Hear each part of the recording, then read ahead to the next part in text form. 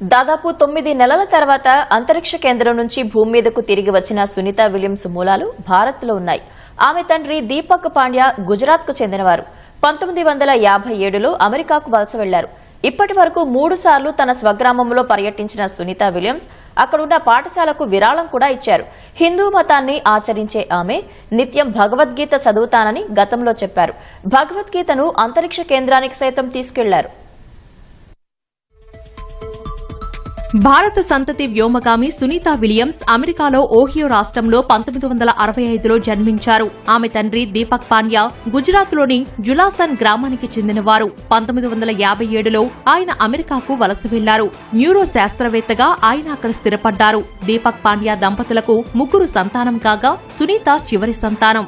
1987 మేలో అమెరికా నావికాదళంలో చేరిన ఆమె 6 నెలల అనంతరం బేసిక్ డైవింగ్ ఆఫీసర్ గా పదోన్నతి పొందారు. తర్వాత 1989లో నేవల్ ఎయిర్ ట్రైనింగ్ కమాండ్ లో నేవల్ ఏవియేటర్ గా చేరారు.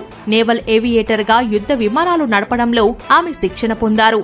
నేవీ నుంచి రిటైర్ అయ్యాక 1998 ఆగస్టులో జాన్సన్ స్పేస్ సెంటర్ లో వ్యోమగామిగా శిక్షణ తీసుకున్నారు.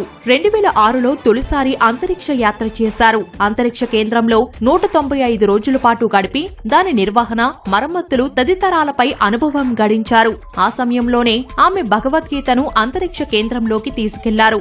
2012లో రెండోసారి అంతరిక్ష కేంద్రానికి వెళ్లిన ఆమె 127 రోజులు అక్కడే ఉన్నారు. రెండోసారి వెళ్లినప్పుడు ఓం చిహ్నంతో పాటు ఉపనిషత్తులను ఐఎస్ఎస్ కు పట్టుకెళ్లారు.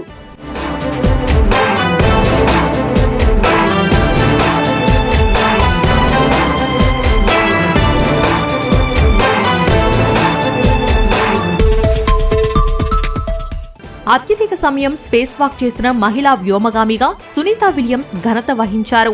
ఆమె తన కెరియర్లో 62 గంటల 6 నిమిషాల పాటు అంతరిక్షంలో స్పేస్ వాక్ చేశారు. ఎక్కువ సమయం పాటు స్పేస్ వాక్ చేసిన వారిలో మొత్తంగా సునీత విలియమ్స్ 4వ స్థానంలో ఉన్నారు. అంతర్జాతీయ అంతరిక్ష కేంద్రంలో మారథాన్ రన్ చేసిన తొలి వ్యక్తిగా ఆమె రికార్డు సృష్టించారు. 2007లో ఐఎస్ఎస్ లో ఆమె ట్రెడ్మిల్ పై మారథాన్ రన్ చేశారు. అమెరికా సైన్యానికి సంబంధించి 4 అవార్డులు పొందిన ఆమె అంతరిక్షంలో విశేష సేవలందించినందుకు గాను నాసా స్పేస్ ఫ్లైట్ మెడల్ ను పొందారు. 2008లో భారత ప్రభుత్వం పద్మభూషణ్ పురస్కారంతో ఆమెను సత్కరించింది. అవార్డులతో పాటు పలు సంస్థల్లో ఆమె సభ్యురాలిగా ఉన్నారు. America helicopter association, society of experimental test pilots సహా ఇతర సంస్థల్లో సభ్యురాలిగా ఉన్నారు.